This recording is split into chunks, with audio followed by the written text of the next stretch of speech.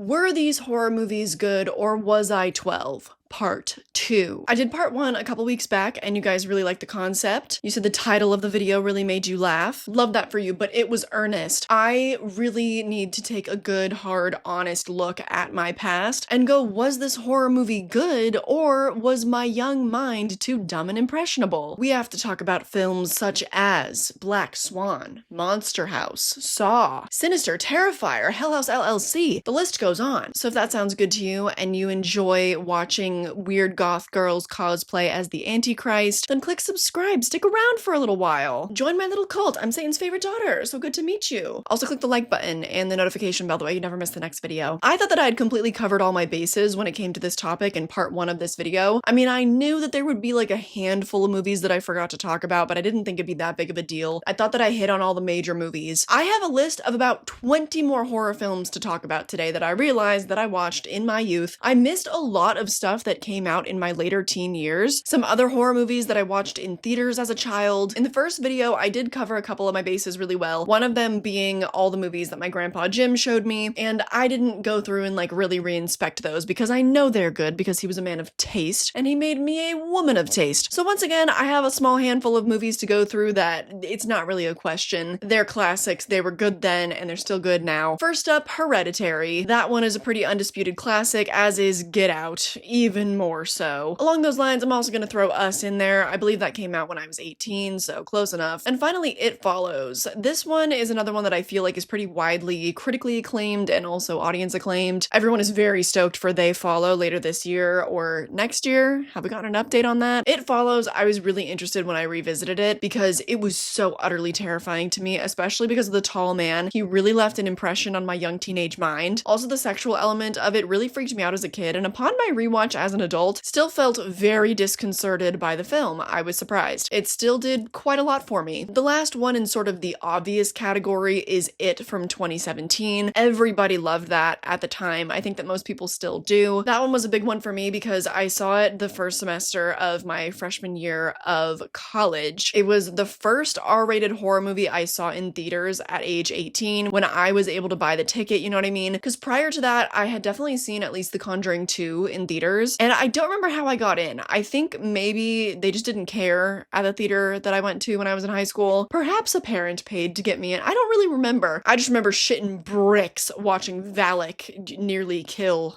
Patrick Wilson and Vera Farmiga. Anyway, It from 2017 had a huge cultural impact at the time, made like $1 billion. Revisiting it as an adult, I was so pleasantly surprised that it was good. It Chapter 2, that came out when I was 19 or 20, I think. Not as good then and still not as good now, but I was so happy that when I revisited it that I still really enjoyed it and still felt very endeared to those characters. Oh wait, there's one more in this category, but I moved it because I do have a childhood story to go along with it, and that would be Saw. Oh, Lee Whannell and James Wan, you really colored my youth with horror. So my first time seeing Saw was interesting. There was this Slovakian exchange student at my high school, and I had befriended him mostly because I thought that he was hot. So one time I went over to his host family's house and he showed me Saw because he loved the movie. And at that time, oh my god, I don't even know if I could say that I liked it. I don't know if it's entirely appropriate to put it on in a video where I'm like, was it good or was I 12? Because I mostly was just terrified, just absolutely horrified. I do remember the twist ending being immaculate. Like I do remember being very, very surprised by that. Surprised if not impressed. I'm pretty sure I was, but the memory's a little bit fuzzy now, and I do think that we were like kind of making out a little bit while watching the movie. So was it a proper uninterrupted viewing? No, we were also watching it on his laptop. But of course, that's another movie that I consider to be very good, as do many, many people. So that is probably the last very obvious one. Everything else, I think there is a little bit more back and forth on. Besides maybe Black Swan. I can go with that one next. That's another fun childhood story. I think that I told this somewhat recently on my channel, but here's the full story. My sister is 9 years older than me, me. Okay, we have a huge gap. And one night she was babysitting me while my parents were just out on date night or something. And I had to have been 9 or 10 years old. I believe that this was probably the year that the movie came out or the year after. My sister had rented the movie on DVD. I think that because she was 18 when she was a senior in high school, she was able to do cool stuff like that. She was watching that either by herself or like with a friend, and I had been relegated to my bedroom, as the annoying little sister tends to be. But what she didn't know was that I snuck out to the kitchen to watch from a distance. I don't really know how to explain the layout of our house, so I'm just gonna kind of draw it. Okay, so walk with me here. The family room is set up like this. Okay, here's the couch. She's watching the TV this way. This is the garage, so this is a wall here, and then other like kitchen utilities and stuff over here. This was a bar that sort of separated this other area of the family room. There was like my mom's desk, a little table over here. This was connected to the kitchen. There were 2 levels to this counter here. Let me just draw that. So you got the bar, and then you've got the actual countertop. And I would sort of either like lay flat and crouch behind the bar top to watch, or I'd be sitting on the floor and sort of like peering around. That was my first viewing experience of Black Swan. I don't remember it too well, but I was out there for like a good half hour. Like, I was very taken by the film. I had a very extreme morbid curiosity ever since I was a little kid, and I remember enjoying myself and just being like really freaked out, but not being able to take my eyes off of it. Very beautiful movie. Of course, revisiting that many years later, I connected to it on a whole different level. Love that movie. So no, I was not just 10. Black Swan is good. I'm editing, and I also just need to interject here that the movie's gay. So when I saw Natalie Portman and Mila Kunis kissing, I was like,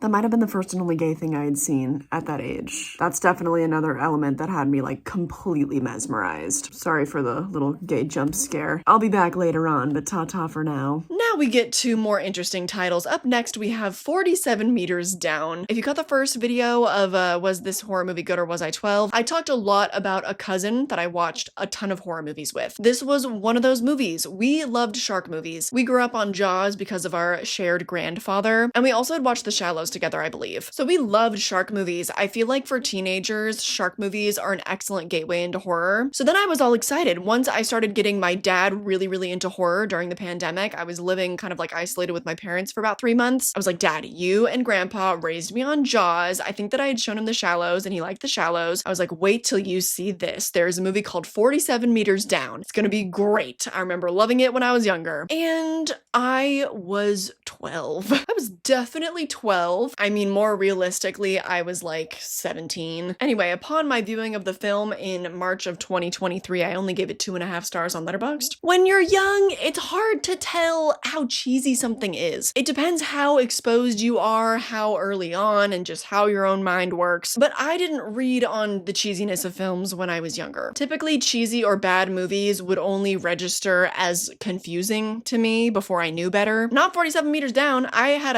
a ball with it. I do kind of miss my young mind before I knew how grossly formulaic most single location survival horror movies are. Unfortunately, another one bites the dust. This next one, I will be so interested to see the comments on this one, particularly from people around my age. Halloween 2018. David Gordon Green's Halloween. This movie is so interesting because the entire trilogy is incredibly divisive. I remember at the time when it came out, the people that I knew that enjoyed horror, that went to go see it, we all loved it. It was our introduction to the Halloween franchise. It was the second Halloween movie that I ever saw. And the first one, you will not like the story of the first time that I watched John Carpenter's Halloween, but that is for another video another day. Halloween 2018 was not only a big cultural deal to me, but I also loved it. I had a blast. Now, was it good or was I 12? Halloween 2018 is good. I don't care. Maybe it is just the nostalgia talking, but I do love that trilogy. Halloween Ends is rough. I'm not gonna deny that. But I'm able to enjoy the entire thing because it just was a big moment in my upbringing. Halloween Kills and Halloween Ends ended up coming out when I was in my 20s, so I won't count those for this video, but I do love Halloween Kills more and more every single time that I see it. And Halloween Ends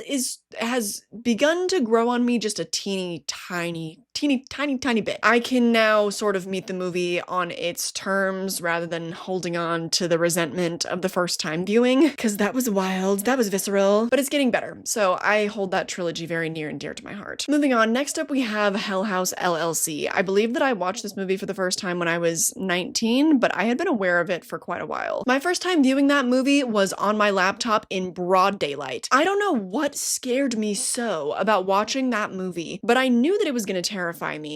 When I was 19, I still was a total scaredy cat. That's a point of irony that I explained in the first part of this video, that though I loved horror and I always had a morbid curiosity for things, I was so scared of everything. So I think that that's why I watched Hell House LLC the way that I did. I got so scared at one point that I had to close my laptop and take a break. Somehow I managed to finish it though and loved it. Like the first time that I watched Hell House LLC, I thought that it was one of the best horror movies I'd ever seen. Does it hold up? How did I feel in my 20s? Having just rewatched it recently for the new installment, I can confirm that it's a little bit of both. That's the first one in today's video that's been a little bit of both. I still think it's fun. I'm still pretty entertained by it. I do love found footage. It's a soft spot of mine, but it's not great. It's one of those movies you could definitely pick apart if you'd like. It's not too hard to do so. Also, a lot of what used to scare me when I was younger just doesn't quite hit the same. A lot of the shaky cam stuff and not knowing what's going on just off screen in the periphery, that used to absolutely send me. My imagination would always come up with the worst stuff, but now I'm more desensitized and that doesn't happen to me so much. So it's a little bit of both. I'll always revisit it. I'll hold it close to my heart, but it's not great. Next up, another childhood story. We have Monster House. This movie came out when I was 5 or 6 years old, and my father took me and a different cousin to the movie theater. This cousin, not a horror fan. I remember being scared of the movie, but this cousin,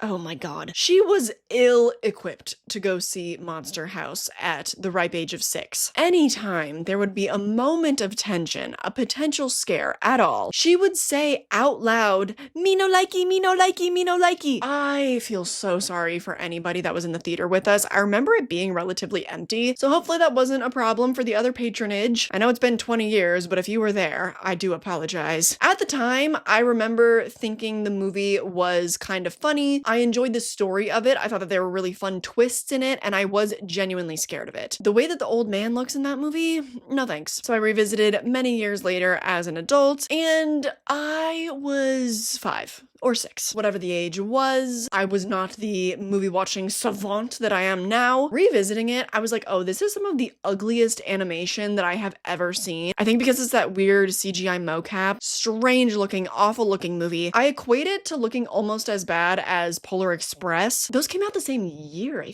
think. Maybe Polar Express was a couple years before. Oh, such an eyesore, an assault on my eyes. Don't really like that movie, but I hold on to it, and I do intend on frightening my future children with it. Next up, we have Sinister, a movie that very much made me shit my drawers as a teenager. You betcha. I don't believe that I saw it around the time that it came out. I don't think there's any way. I'm sure that I was like in my later teens and definitely watched it with my horror cousin. Maybe you guys will get to meet her someday. She's been a bit mysterious so far, hasn't she? That was at the time, no doubt, the most horrifying movie I'd ever seen. I'd never been so scared in my entire life. So it was one that I was very hesitant about revisiting as an adult. It was one that I revisited with my dad again during that kind of pandemic era, and I haven't revisited it since. At that time, the movie did still get to me a bit, but is it good? Honestly, yeah. I am such a sucker for Ethan Hawke. I do really like Sinister. My last Letterboxd review, I gave it 4 stars, and I said free birth control. Ain't that the truth? I think were I to give it another go now, about 3 years after this rating, the score might go down a little bit, but Sinister, I feel like, is one that is best watched for the vibes. It's best watched for the atmosphere, I think, and if you love Ethan Hawke. So I think it'll always carry a little place in my heart for Sinister. Next up, I cannot believe that I forgot this movie in the first part of this video, and if I didn't, and my memory is failing me in that way, then that's a little embarrassing. Oh well. Terrifier. I watched that on Netflix when I was probably like 17 years old or something. Once again, with said cousin, we covered a lot of bases together, let me tell you. In fact, I will just have a whole dedicated section to her right now, but in a moment. So Terrifier. I remember thinking that movie was so good when I was younger. I was never even really good with gore. Perhaps I looked away during those moments of the movie. I honestly don't know, but I just remember even back then when I was so young, being absolutely taken by David Howard Thornton and thinking the movie was just horrifying. Now, of course, it's become one of the most popular horror franchises ever with only 3 movies, but the franchise really started with the second movie. It's very different. So what about that first film? Was it good or was I 17? Honestly, it's a little bit of both. It's another one of those that's a little bit of both. You're not gonna get me. You're not gonna make me choose. Not here. Because, ooh mama, there is no plot. A lot of that movie is just a lot of bumbling around. And a lot of side characters that really make you scratch your head. Also, the Artrissa moment where he's kind of in drag. I don't know what's going on there. Nonetheless, it is a vibe. So though it has its problems, we're there for the gore. We're there for David Howard Thornton. I'm personally there for Tara. Justice for Tara. Love Jenna Canal. She is actually kind of a dream collaboration for me. Next up, we've got 3 more movies that I remembered watching with that favorite cousin of mine. Next up would be Gerald's Game, and I felt a little bit iffy about including this one because when I was a teenager when it came out, we never finished it. And let me tell you why. Let me tell you. It's because I was too scared. Mike Flanagan loves his hand-related horror, and that degloving scene, like, I'm starting to like feel uneasy just thinking about it and just talking about it. It is so major. It is disgusting in Gerald's Game. From that moment, I just was not able to handle that movie. We had to turn it off. I don't know if we turned on something else, perhaps The Bye Bye Man, but I couldn't do it. Then I revisited as an adult because I think it was in 2023 maybe that I did an entire deep dive on Mike Flanagan's career. One of my longest deep dives, one of my most intensive deep dives. I highly recommend because that video actually led him to becoming a patron of my channel. You'll see his name in the credits of this video. But rewatching the movie for that video specifically and finally watching the ending, I was 12. I do not like the ending of that movie. I don't like where it goes. It gets real weird, and that's kind of the best way I can describe it. The movie has a really, really good thing going, a really good concept, but then as per Stephen King, the ending flops. And so I was 12. On the note of Mike Flanagan, I think I also forgot to talk about Hush in my last video. That's another one we can all agree is good, right? And speaking of hand trauma, still gets to me. Still a very effective film. Who is calling me from Orlando, Florida? You better leave me alone. Called Acclaimed. The next iconic cousin film would be Rings, the long anticipated follow-up to The Ring 2. That old classic. This follows a girl whose boyfriend goes away to college and then sort of mysteriously disappears and stops answering the phone. So she goes to find him, and he has been roped into a college professor's experiment with the Ring tape, where he shows it to his students that are part of this kind of little club, and then he records the reactions that they have and sort of makes it a scientific study of, oh, what happens on what day, and then he has to like get tales for them, and it's this whole operation. Crazy, kind of hilarious. I thought that movie went off because I've always loved The Ring. I talked about that in the first part of this video, right? I must have. I always loved The Ring. And so because this had all the vibes, and like I said, I had no discernment of what made a good or bad movie. A movie was just a movie. I thought it was great. I thought it was good fun. I loved seeing Samara. When I was a teenager, all that kind of flashy editing and stuff from like the early 2000s was combined with the jump scare vibes of the 2010s, in Rings at least. And so I ate that all up. I really enjoyed it. A couple of nights ago, I finally revisited it, and oh mama, how 12 I was. I was so 12. Gave it 2.5 stars on Letterboxd, and I said, Samara, get behind me. They cannot give you a good sequel to save their goddamn lives. Get behind me, girl. Don't let them touch you. No more. No more. Not till we figure it out. And honestly, I don't know where we go from here with the Ring. It never needed a sequel. What? But I have to say, because I have that sweet spot in my heart and because I love The Ring so much, I will always continue to rewatch Rings. I will keep it in my collection. It has a bit of entertainment value, I think, particularly in like the first act when she's kind of uncovering everything that's going on. It's kind of hilarious, and so is all the scare gimmicks are really funny. Is it a little bit of both? A tiny bit, but realistically I was 12. Next up would be Bandersnatch. This came out when I had just turned 19. It was so exciting. It was so cool. I was a big fan of Black Mirror at the time, and this was just such a novel concept. Choose your own adventure in a horror movie. I remember doing it with my partner at the time, and we tried a bunch of different paths, you know, and I just thought that it was the coolest thing. Like, I was so bought into the gimmick of it. Once again, about a week ago, I decided to revisit it with my current partner, and we did the whole damn thing. Any revised decision that we could make, we went back to see what it was. A lot of it is a gimmick and ultimately leads you to the same places, but they kind of do comment on that within the movie, that it is, so it's kind of purposeful. So whatever, you know. I think it's a little bit of both. I think for the most part, it rides on the gimmick, but the gimmick works. I think it actually does serve the movie to be like a very entertaining thing. Does it make it a good movie?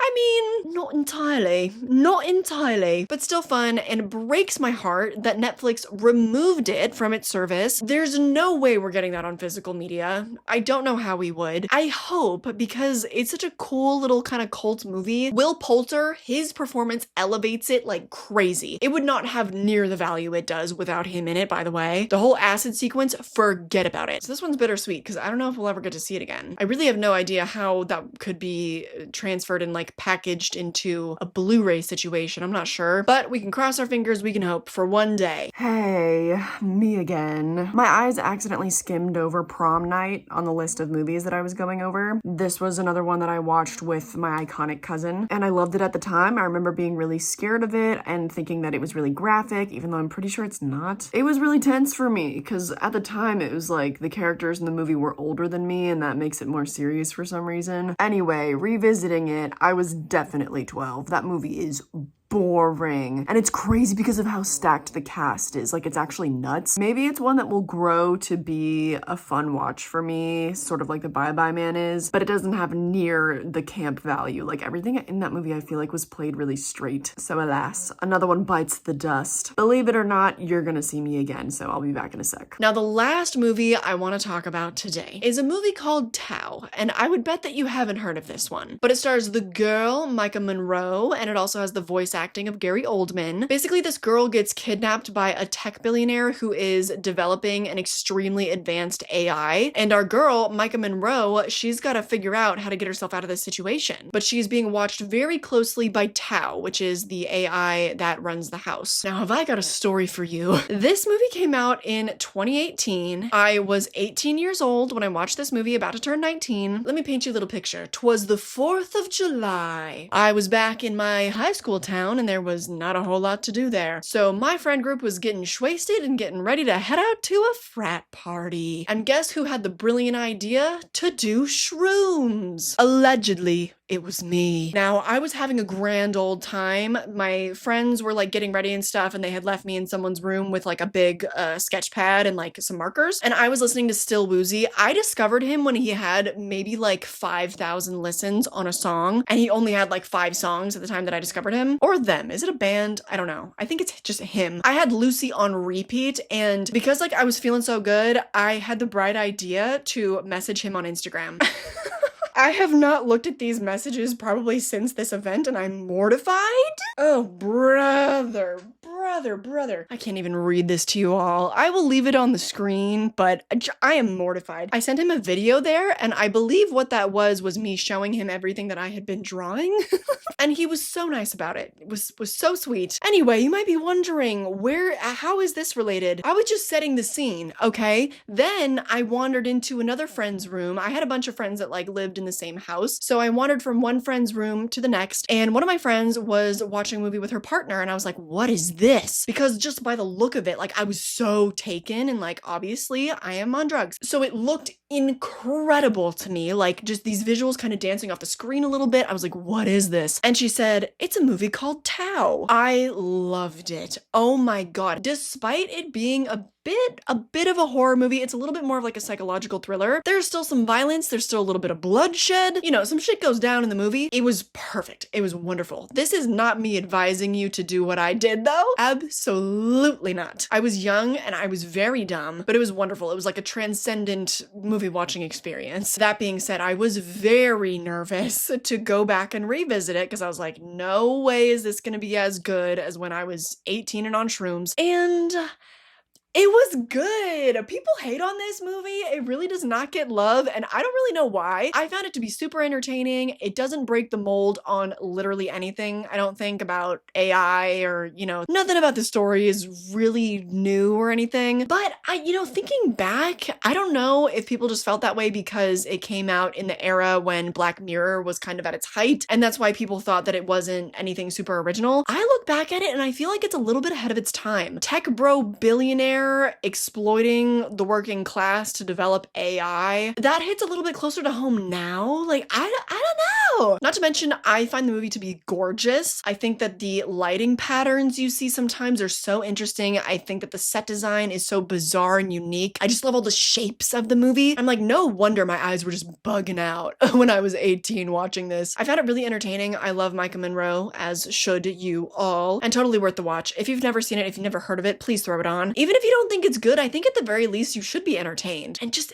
don't worry about the contrivances in the plot, okay? Don't worry about it. I'll stop talking your ear off so that you can just go and watch it, but Told you I'd be back. I thought that I would jump in just kind of randomly because I think that in all this time of making the first and second part of these videos, I never talked about The Babysitter. I loved The Babysitter so much when it came out. My love for Samara Weaving started all the way back then, because then shortly after that, Ready or Not came out. I helped build the Samara Weaving bandwagon, okay? But that's besides the point. Rewatching The Babysitter as an adult, was it good or was I 12? It was a little bit of both. I think if I rewatched it now, because now it's even been a couple years since I've seen it, I think I would still heavily enjoy myself, but a lot of the comedy I did outgrow from just a little bit. And Babysitter Killer Queen, I can't remember if I've rewatched it since it came out. I loved it so hard when it came out that I'm a little nervous about revisiting it. Maybe I did revisit it once, but The Babysitter's always gonna have a special place in my heart. Okay, that's it for me interrupting today. Bye. Before I sign off, let me know what you think of my next idea for this sort of series. I think that I'm officially tapped out of all the horror movies that I really liked when I was young, but there are several more horror movies that I watched in my youth that I thought were bad. And some of them I've already given a redemption rewatch in my adulthood, such as Fede Alvarez's Don't Breathe, such as John Carpenter's Halloween, such as Tobe Hooper's Texas Chainsaw Massacre. Yes, it's true. I have never rewatched Split since I saw it in theaters. At the time, I thought that it was bad just because it disgusted me. Same thing with Don't Breathe, actually. But sometimes when you give these movies redemption rewatches, particularly for me, a lot of the classics from the 70s, I completely changed my tune. So would you be interested in the next installment being titled, Were These Horror Movies Bad, or Was My Frontal Lobe Not Developed? How do you feel? Would you be curious? Let me know. I certainly am. I really want to give Split another go, because generally the redemption rewatches go very well. But in the meantime, if you would like more content from me, then check out the part 1 of this video if you haven't seen it yet. Check out all my dedicated solo reviews to new movies. Check out my ranking videos, check out my deep dives, whatever you want that's horror related, I promise you it's here. Also, if you love physical media, check out my second channel. That's primarily what I talk about over there, but I also post about spooky outings and fun blogs. And I have a Patreon where, depending which tier you join, you get a bonus video every single week. More than anything though, I just hope that you enjoyed this video and that I catch you in the next one. Bye.